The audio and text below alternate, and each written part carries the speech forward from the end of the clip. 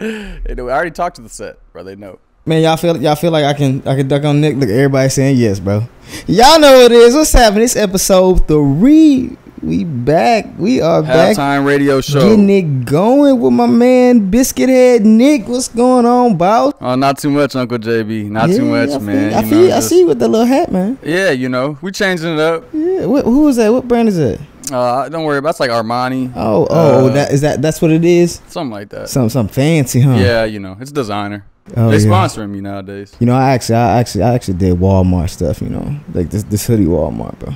Hey man, I ain't gonna lie, I got the same style. Hey. Walmart is really where it's at. Walmart, Ross, TJ Maxx. Say it again. I mean, there's anywhere, any of those kind of stores, bro. I was at Quick Lots. I was in Dallas at Quick Lots. Man, I got a nice undershirt for my suit at Target. You know what I'm saying? $9. Actually, I'm sorry. It was on sale. $6. See, y'all didn't know we was giving out free fashion advice too. Y'all better. That's just a bonus. Hey, going to your nearest Target, going to your nearest Walmart. They got some good stuff, man. Anyway, y'all know what it is. Make sure y'all like, subscribe, man. We appreciate y'all. We appreciate the engagement as well. And shoot, Nick, man, let's go ahead and pop over in the locker, man. Come on now. What we got? Let me see. Number 2. What it do? Number two. Name 2 TV shows you're watching right now. Name 2 TV shows that I'm watching right now. I bet. So, I got The Voice. The Voice is where it's at, man. If you ain't watching The Voice, you sleep. Make sure y'all tune into The Voice. Shout out to my boy Chance. I hope that he take it as the new blood. I do gotta say though, Blake, it's his last season. Chance on The Voice? Yeah, Chance the rapper. You sleeping on? Look, he's sleeping on The Voice. Chance the rapper is a coach on The Voice. What? Yes, I didn't even know. And the man has a good artistic ear. I feel like I think that he's finding people that are very unique. People that do need a little bit of help with maybe their range and growing a little bit. And obviously, we'll see what Chance is like in that coaching aspect, but finding talent, he's been able to do that. Now, can he piece it all together and find the right song for him to be able to sing and win a competition? I don't know, but Chance is doing his thing, man. Man, I bet I have to tune in. You got to watch it. I didn't know Chance was on there. I didn't know. Chance is on. Chance is and Blake Shelton is probably one of the underrated funniest dudes ever. Like he's like how he's like Charles Barkley funny. Oh yeah. Like Charles is just like he can just be sitting in the room and just be funny. For no reason. That's how Blake is. He just open his mouth, he'll say something, and it's just funny. Yeah. So he's a good one on the show. And I mean the rest of the crew too. Niall and Kelly, like they dope. But shout out Chance, man. I hope you take it. So that's one. So The Voice, and then the Chosen.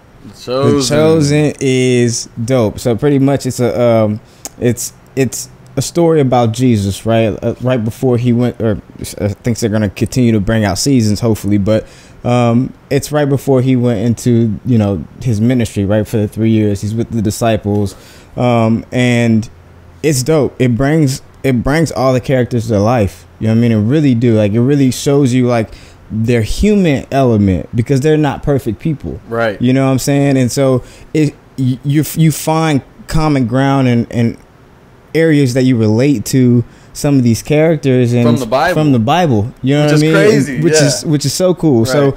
So to be able to see how they dealt with things, how they argue with each other, how they grew and worked throughout their relationships, how they had to put things down in God's grace and mercy while they were doing all those things. It's like you're living with God, right? And you essentially like you gotta be perfect, but like look at Simon, like he was angry with God in this last season, and God showed him patience, love, grace, and I think that when you see Jesus come to life in characters like in his character, like in a show like that, which is so hard to find. Like how many shows about Jesus do you have? No, I mean, not with actual realistic, looking good actors and like the sets are real and like the stories are real. The story is real. You know what I mean? Yeah. It's love that, man. And another thing too that's cool, I think, is that they do this whole thing off of donation. right? So they raise money to be able to do the production and pay the actors. I mean, it's they're doing it like we're doing it as the people, pretty much, right? And spreading the gospel across the whole world. So I think that's so dope. If you haven't tuned into The Chosen, definitely check it out. I can't even do it as much justice as I just said. So check it out. I think that you'll love it. And if I had to throw in a nominee, because I just finished binging Love Is Blind. I ain't gonna lie. The new season is out, and I've been watching that thing a little bit. I ain't gonna lie to you. Y'all believe this dude? I ain't gonna lie to you. Y'all believe this dude? Hey, it's a fun little entertainment show. I'm not gonna say I'm like I can't wait to watch it. But if it's on, it's coming out, cool. Like, I'm gonna tune in. I'm gonna see what it's about, because it's a fun little experiment. Yeah. To really see if love is blind. You know what I'm saying? Like, is it? It's. What's your take after watching?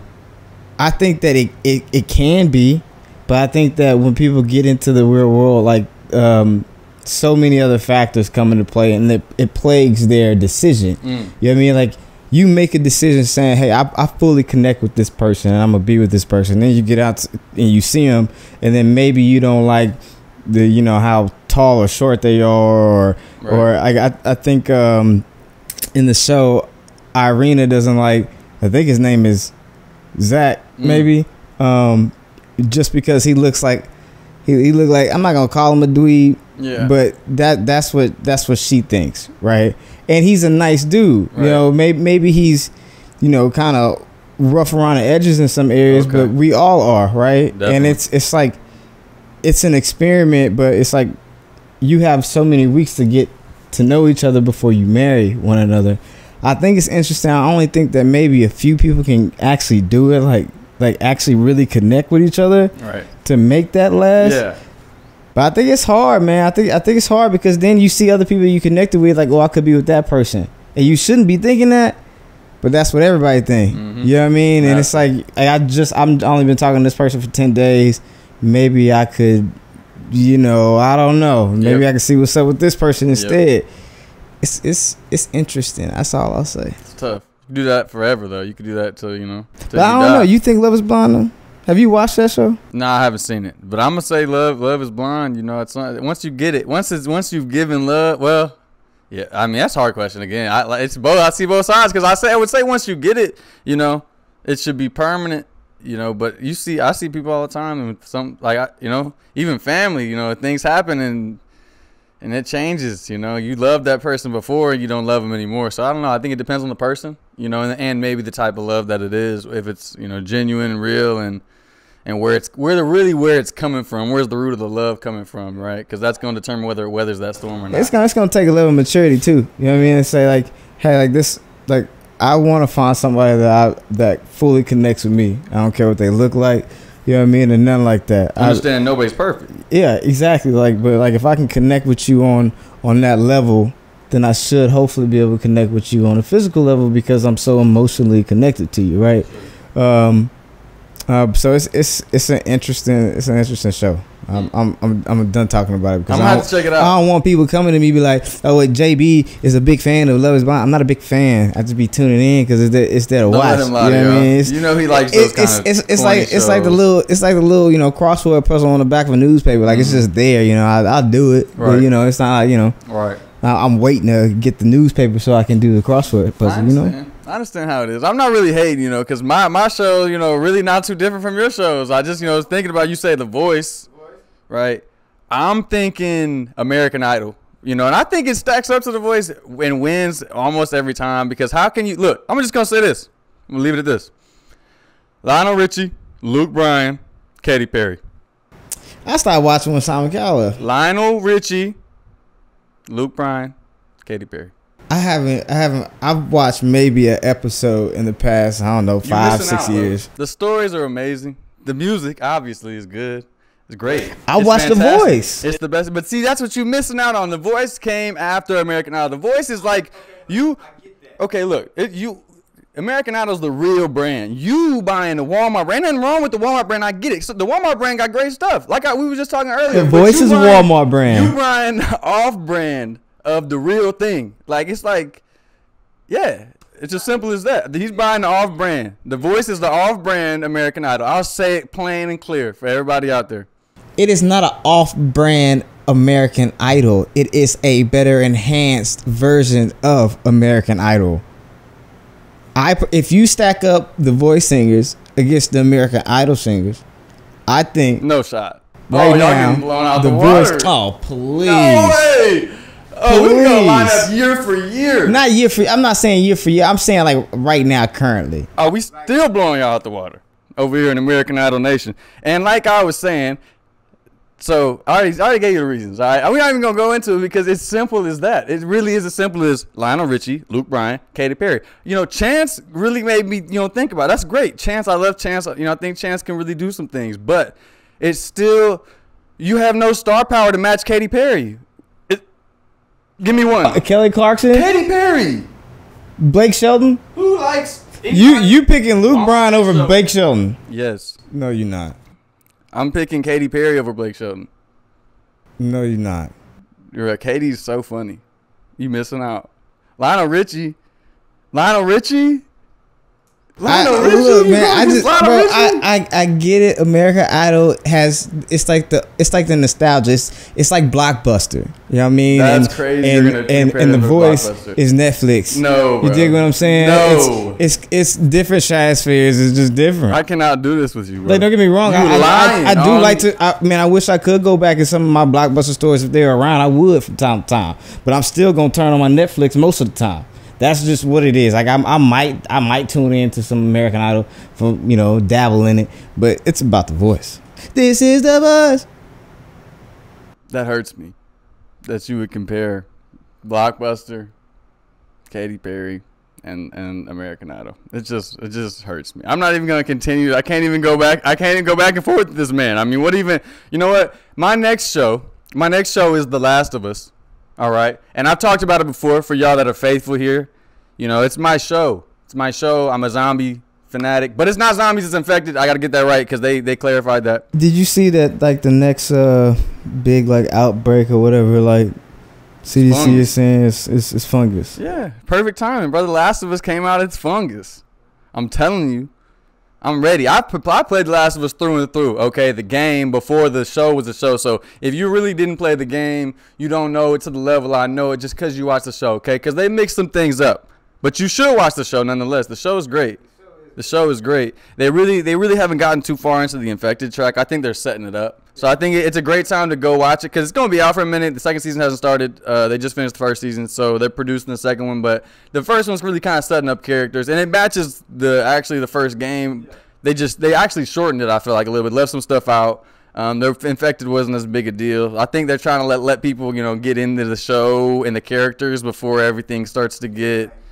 Yeah, because the game gets pretty crazy, and the second season is crazy. So I'm interested to see what the second season does, because the second season or the second game was off the wall, like in terms of they took it to a whole nother level of intensity. So I'm expecting a similar jump, but you never know. They could just they said they're gonna break it into 2 seasons, okay. So you never know. But yeah, y'all should check that out. The Last of Us is it's a good one. It's a good one if you like infected. You like good characters. You like some violence here and there. I don't know. Some good drama too, Yeah. Last of Us that's a good show. Yeah. Yeah. So I'm just putting my plea out there for it, my case out there for it. I want more people to talk about it with because not enough people know about it, and I was like a nerd over the game, so I'm still trying to amplify the voice, so I can have more people that I can talk to about it. Okay. So I like how you said the voice.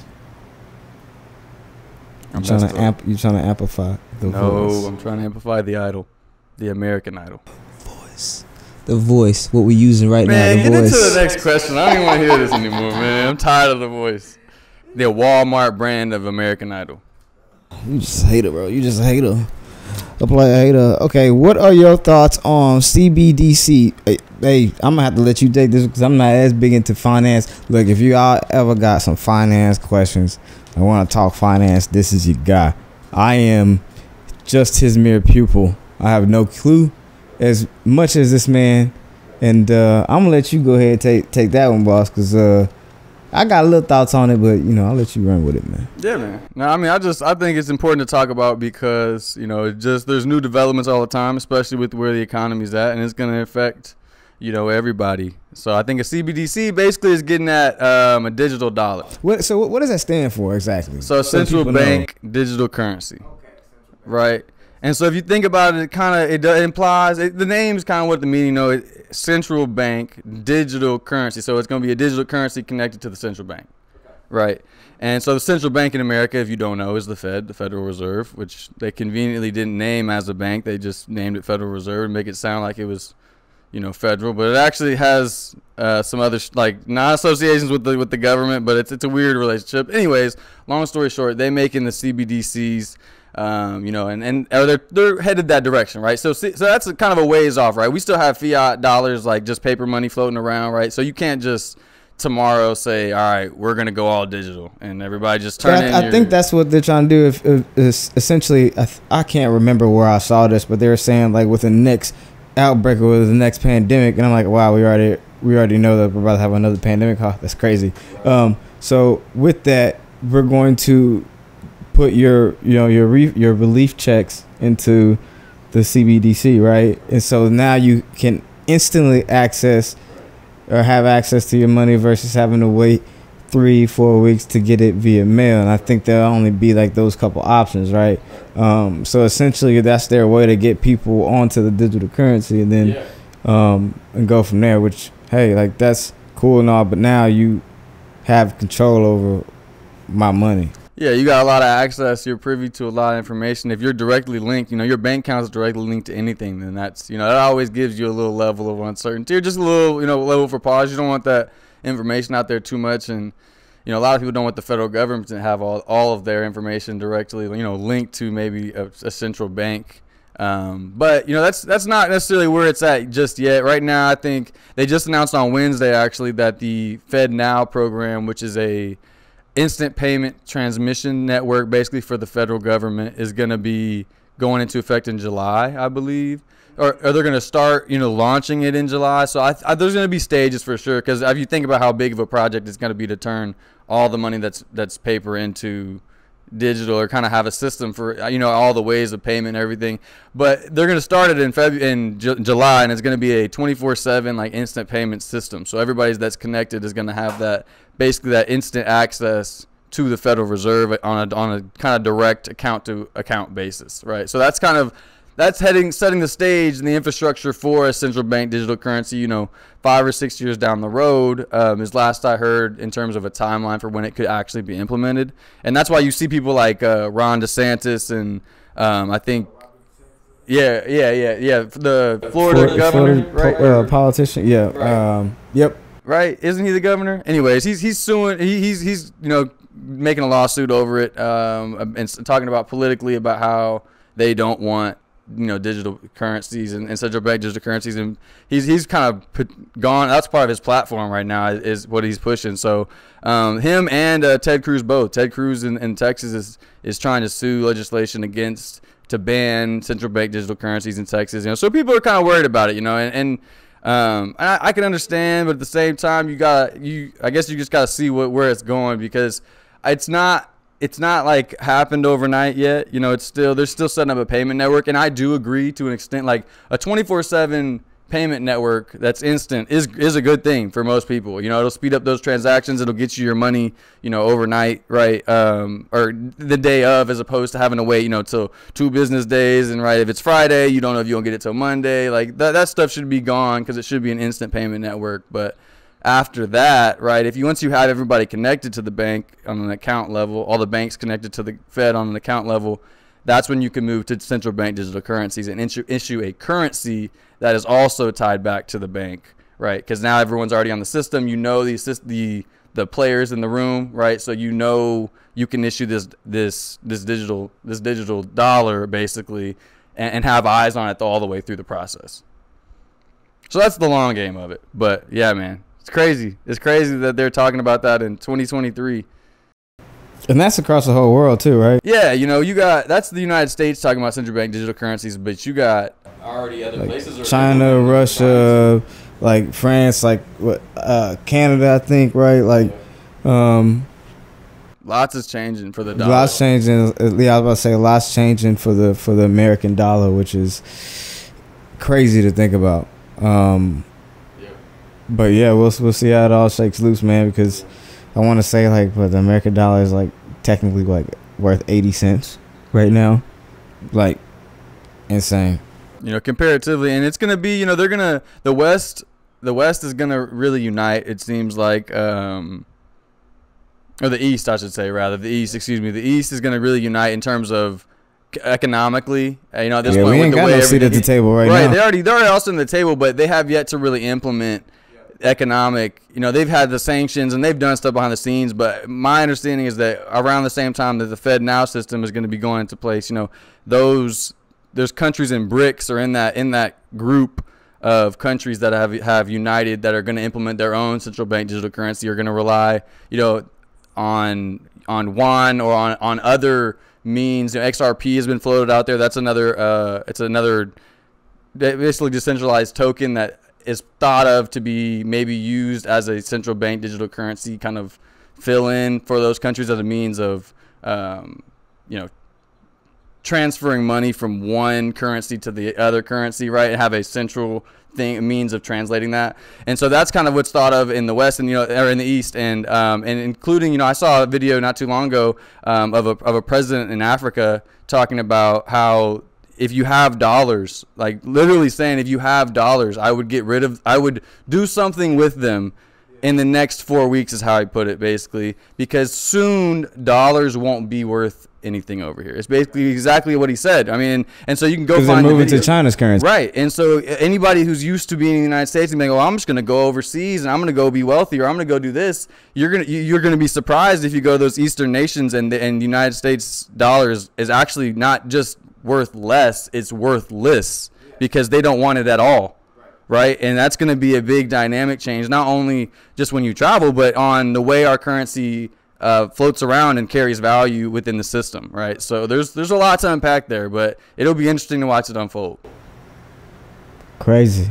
Yeah. If y'all don't know about this stuff, man, it's crazy time. So I don't know, man. I ain't got no thoughts on that. Like I said, that's all you, man, because I need to focus a little bit more on it, but man, they don't make it easy to find information. They don't really talk about it until it's here. Mm-hmm. You know what I mean? And if you think about it, it's here. You know what I mean? It's happening no matter what. So it's like, you think about what's my payment situation? What's my money gonna look like in 20 years? How am I gonna access my money? Like, it's literally changing right in front of our faces. I mean, like, the future is literally right now. Like, you look at all those movies that have like this digital way of payments and forms and stuff like that. Like, we've been doing a lot of digital stuff, but now it's about to take it to a whole different level if you really think about it. And it's crazy. It's like movie stuff from when you're young, seeing everything kind of globalized. I mean, globalization is kind of a little bit off the table, but you see what I'm saying? Like, the technology is just coming together and more together, and we're getting more interconnected.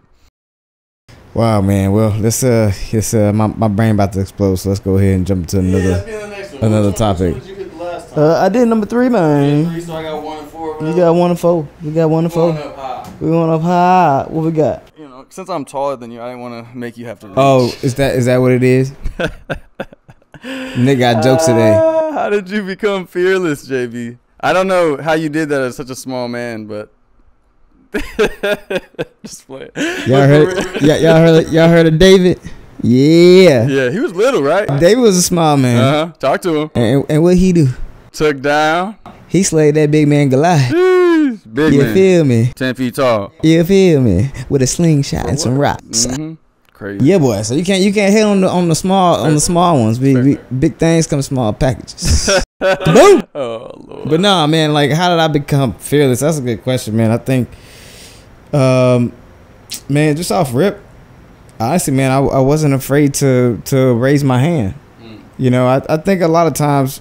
Well, I guess, like, before I get to that point, I think a big thing is I wasn't afraid to get hit at some point, right?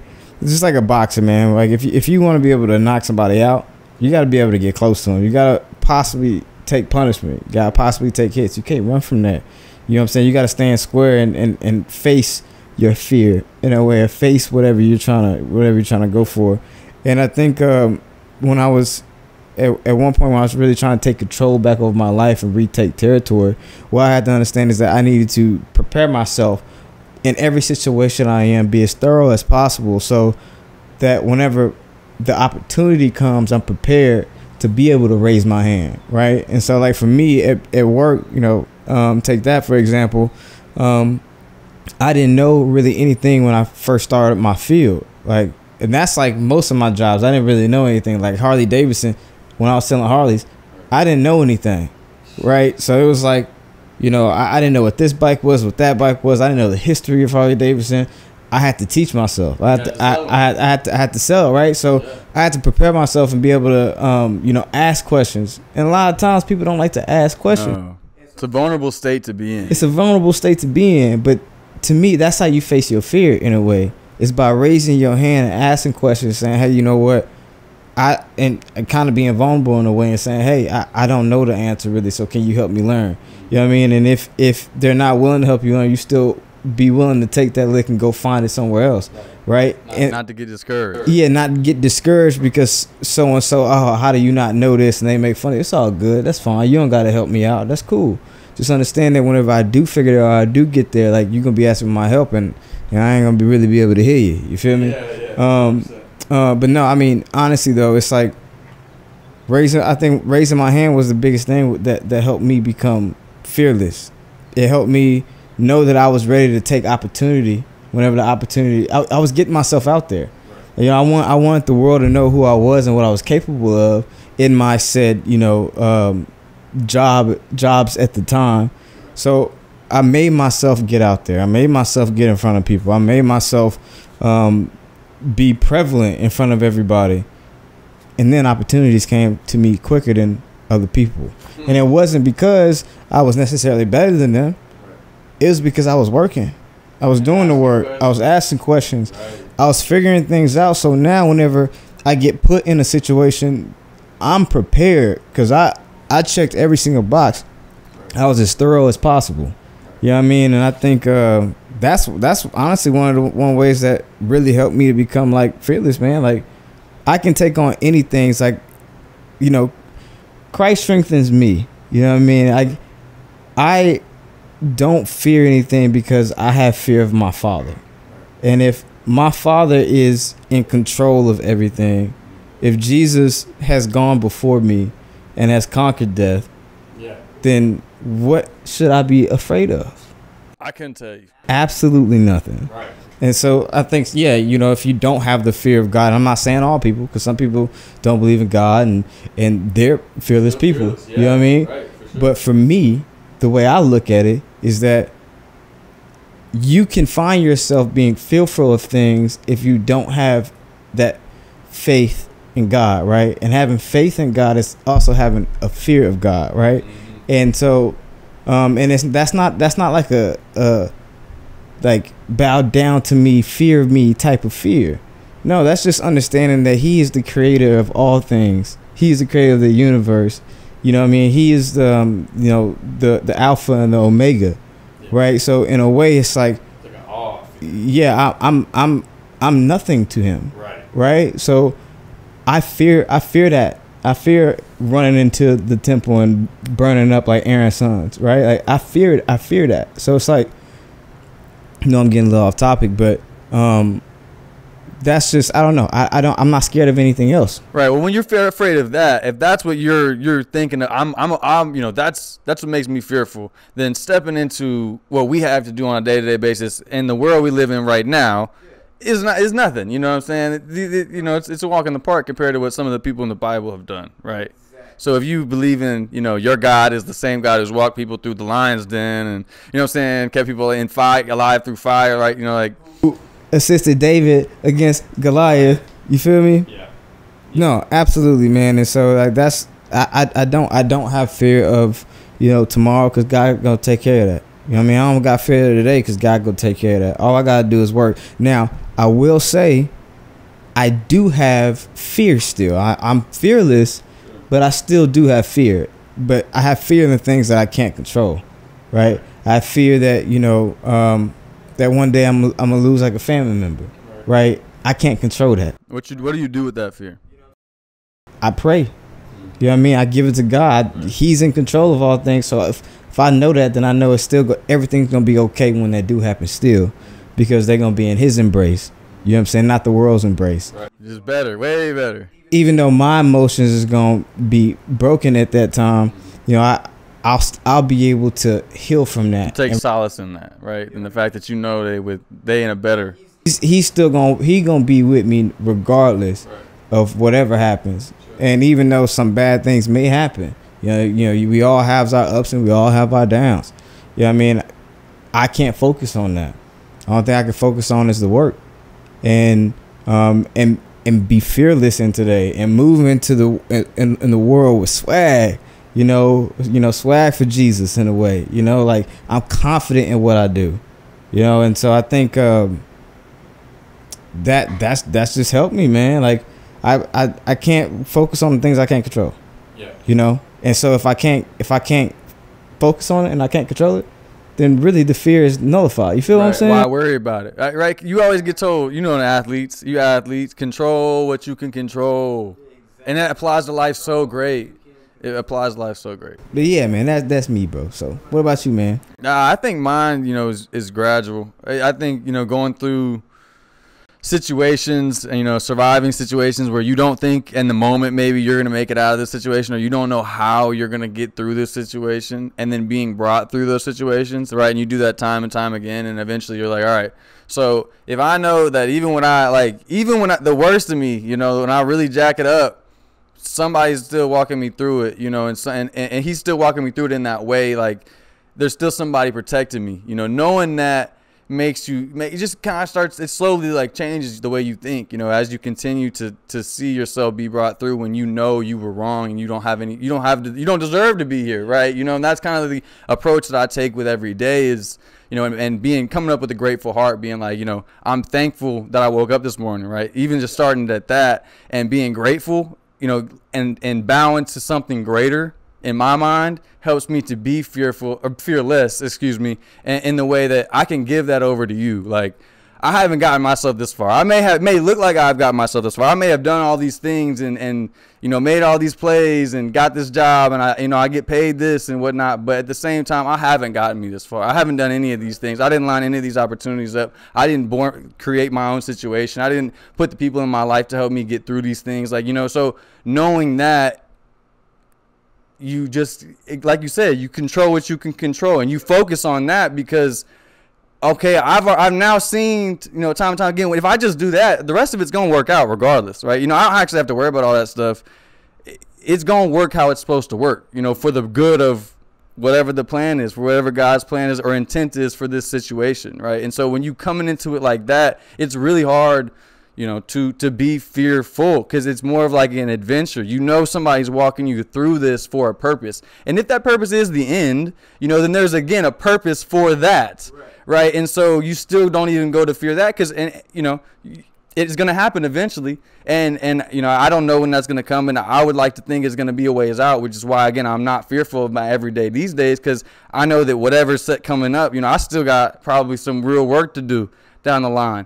So I don't think I'm going to go yet, you know, and even if that's wrong, I'm still going to just be living every day, you know, assuming I'm going to make it through this day. And so I got to make the most of this day and then get ready for the next one. And then until that stops happening, you know, you have a purpose, and God's going to see to it that you fulfill that purpose. Right. So then why would you be fearful? And I was fearful, you know what I'm saying? I can relate to being afraid. It's not that I haven't felt fear, but you know, you go through, like you said, you go through those circumstances, and you are afraid in those moments, and then you look, when you get by it, you realize I didn't actually need to be fearful. Like, win or lose, or pass or fail, or if I, you know, make it, it's gonna be all right. Like, it's gonna work out for the good. See, you know, I think it's what's funny too, that I think sometimes people think that God wants to baby you, right? And that's not true. He actually wants you to face fear head on, right? You think about whenever the people were in the desert, in the wilderness, and they got bit by those poisonous snakes, right? God made them look upon a bronze serpent that was made like a snake on a staff, and said those who look upon that will be healed. Crazy. People that didn't look upon it didn't get healed. The people that did look upon it, they got healed. Why is that? Because he was telling them that you need to face your fear. You need to, like, I mean, you're also worshiping these idols. You're not worshiping me, but still, like, you have to go to the one thing that you were scared of to be healed. You know what I mean? And I think that speaks volumes in a lot of things. It's like, go face that, because I guarantee you the best thing's on the opposite side of it after you do it. And now you're not scared of it anymore. So you're empowered. Yeah, you're healed and you're empowered. Exactly. And so, like, I think he's not trying to baby us in our lives, right? He's trying to strengthen us as we go through the different, trials and tribulations that we walk through in life. Taking on those challenges. Yeah. He doesn't want, like for me, like when I was growing up, like my grandfather would tell me to dust myself off when I would fall off a scooter. He didn't want me to be that kid that was like, soon I fall off a scooter crying and running to my mama like, I fell off the scooter. No, like, dust yourself off, get back on the scooter and go. If you fall again, pick yourself back up and keep going. Nobody's here to come pick you up and give you a hand every time you fall down. Yeah. Dust yourself off. You're a big boy. You can do it. Right. And that's the mentality. And I think having that leads you to becoming fearless. And that's the thing. It's like, you're not going to be just I'm not a completely fearless person. Like, again, I said I do have my fears, right?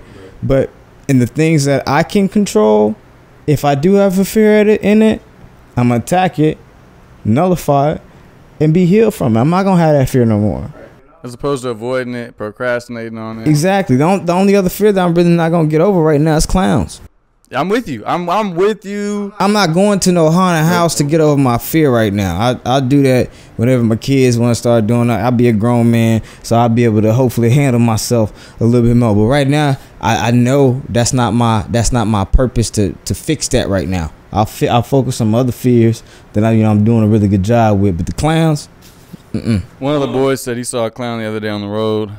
One of the boys, I'm talking about online, talking to the boys, he said he was driving home and there was a clown on the side of the road. All I'm saying is this: if the clowns come back, this is not 2020 or 2021, whatever that year was. This is not that year, okay? If I see a clown, I will shoot you. Man, my boy Miles at Incarnate Word, when I was in San Antonio, it was Halloween, and they were like, "Hey, JB, come outside, come to the courtyard." I didn't know there was a haunted house going on, haunted house walk through the cafeteria or whatever. So I was like, all right, I'll just come outside, I would see what's up. And I open up the door and I don't see nobody. I'm like, damn, where everybody go? And then all I see is this clown right in front of me. And I turn around, they got the doors locked, so I can't get back into the dorm, and they just laughing at me. Just laughing. And so the clown started chasing me around campus. I eventually climbed up a tree and just sit up there for a minute. Sit up there for at least, I think, 20 minutes, dog. I wasn't getting down. I was like, you're gonna have to go somewhere, bro. I'm cool with chilling. Right. We're not friends. It's not cool between us. I was at church camp. Somebody put on a clown mask, tapped me on the shoulder, turned around, punched him in the face. Right. At church camp. I'm sorry. Don't do the clowns around me. I'm saying. Late night and a clown is a recipe for disaster. If I was in the It movie, oof, I don't think so. You would have thrown a grenade down that sewer, huh? Probably.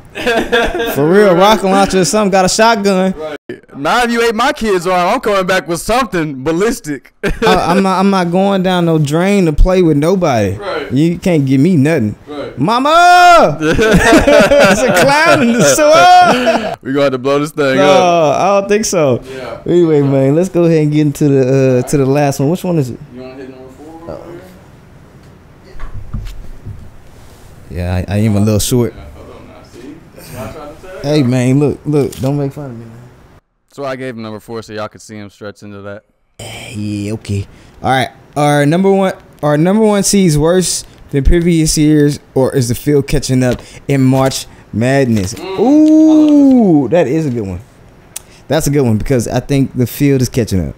I don't think that the number one seeds were as bad. I think that there's some good basketball going on across all of NCAA. You know what I mean? Especially with the transfer portal going on, stuff like that. Like cats wanting to go and actually get playing time, play, and you seeing it. Like look at Florida Atlantic, look at San Diego State. You know, we just watched the Miami Texas game. Like crazy. Miami is. They just hung on. They just fought it out. They down 10, down 12, down 14. And that hurts because you know I like the Longhorns. Yeah. I like the Cougars, but I mean, it was crazy, man. Like what? No number one seeds. No number one seeds in the Elite Eight. First time since what, 79, something like that, 70s. It's been 50-something years, like 50+ years. That's wild to think about. I mean, that's supposed to be the best 4 teams in basketball, and none of them make it to the last Elite Eight. And that's the madness, though. That's the beauty behind it. Right. Is that people want to see these underdogs and the Cinderella stories of people coming up. But I mean, again, like these teams aren't slouches. So I personally, I don't think that number one seeds were overhyped or sucked or anything like that. I just think that they had an off night maybe, or you know, maybe they just got beat. They just got straight up beat. Here's my thing, bro. This is the other part of it, I think, too. And I was, you know, they talk about the NBA. They talk about how, I want to say it was the 90s or 80s. So the Suns had like a training staff that was ahead of its time, right? They was doing all these extra things. They were focusing on all these extra things. And they were doing all this stuff to make sure their players were healthy for longer, playing for longer, resting, you know, getting more out of their rest, hydrating, all that stuff, right? And I think there was a time when those 1 seeds, right, in those higher schools were consistently people like Duke and Kentucky and those guys who had huge programs who probably had in their school a lot invested into that program. So they had training staffs and all these things in these gyms and these shooting, like, you know, all the kinds of things that go into, right, to being good at basketball and all the things you need. They had more of it. They have the best of the best. And I think now that the world has become more educated, and I think that now that we have the social media and everybody sees what everybody's doing more often now, that those smaller schools are catching up, you know, and what the norms are, what you know, what they need to be doing to take care of their athletes and how to use them. And then B, you know, I think that the athletes are believing even more so that they can take down these guys. They seeing that these guys are just like them. You know, they're doing the same routine. They're going in the gym, hitting the same time during the day, right? So maybe we really can step on this court and just play one great game of basketball and take down this 1 seed. And I think that belief is shining through, you know, just with all the upsets. You know, it's always been upsets, but 1 seeds and 15 seeds and 16 seeds being once. I mean, that's, you know, that just never happened before. Nah, you know, it's crazy. I think because you said it best, you know, I think a lot of schools are starting to catch up as far as facility wise. Yeah. So now at least I have the facility of everything and the social media aspect. I no longer necessarily have to go to the brand of the Dukes or the North Carolinas or the UConns, even though UConn's in it, right? Yeah. But they're not number one seed this year. Yeah. You know, or like Houston or some of these places that are number one seeds. Yeah. You can go to Florida Atlantic and build your own brand and get to the league. You know what I mean? So you don't have to go jump on a brand. You can build your brand through social media and being an animal, being a dog, being out. Steph. Davidson, everybody heard about Davidson when he was there, bro. When this random kid is just carrying through and then like he made it to the league, and now look at him. He's gonna go down as the best shooter of all time. You know what I mean? John Morant, whenever he was coming out of college, boom. You know, so I mean, it's like they're showing these cats nowadays are showing, especially with NIL deals, right? Too, like you're seeing like, hey, you can come somewhere, build your brand, be the star of the team, like show the NBA scouts like I can ball, you know, and potentially take your team to the Final Four. Yeah. Like imagine if. All right, let me ask you this: who you think out of Final Four go win? I think UConn. UConn was one of my favorites at the beginning. I didn't pick them to win. I picked them to make the Final Four on my brackets. I wish I had picked them to win it because I love the team. But there was a couple teams I thought maybe would be a little bit better. But out of the teams remaining, I think UConn's my favorite, and I think Florida Atlantic is my second favorite. And so I think they're going to be in the final, in my opinion. And I could be wrong. They played it, whenever they play. But I think they're going to make it to the final. And I think I think UConn's gonna pull it out, but I wouldn't. Again, I think both those teams are capable and have complete teams on both ends of the court that can really just take over a game, man. I mean, UConn hasn't had a game within 15 points yet. Whew. I'm just saying, bro. That's team domination. Miami, though, like, we just saw them come down from 13 against Texas. I can't believe the Longhorns let that go, but I mean, they can ball too. So that's gonna be a good matchup. San Diego State versus FAU. That's gonna be good. It's gonna be crazy if FAU actually wins this. It's gonna be that's going to send waves for years to come. For sure. Through all of college basketball. Through all of college basketball. Like, I'm telling you, it's going to be a sight to see. We're probably going to start seeing, like, number one seeds ain't safe for years to come now. Yeah. So, and I'm all for it. Yeah. I love the drama, because it's like you gotta show up today and play back. Like, don't think because they a 16 seed that they not gonna come in and beat you. Yeah, absolutely. You dig what I'm saying? So it's crazy. Man, I just want to see. I'm interested to see if Jordan Miller, right, on Miami, can show up again against. What, he didn't miss a shot? Didn't miss a shot. First time that's happened since like 92. Yeah, and it wasn't like he was just getting layups or something. No, 7 for 7. 13 for 13 from the free throw line. They win by what, 6, 7? I mean, you shoots average on the game and they lose. Like, if he plays like that again, UConn's gonna have to play great. And now I would love to see that kind of basketball. I would love for him to show up and play just like that and make UConn beat somebody at their peak. Because I mean, not that they haven't, they beat people by 15 plus, but I think Miami has shown, like you said, versus Houston versus Texas, they will grind you out. And regardless of whether they are up by 5, up by 2, up by 10, down by 10, down by 15, they are going to continue to attack every single time.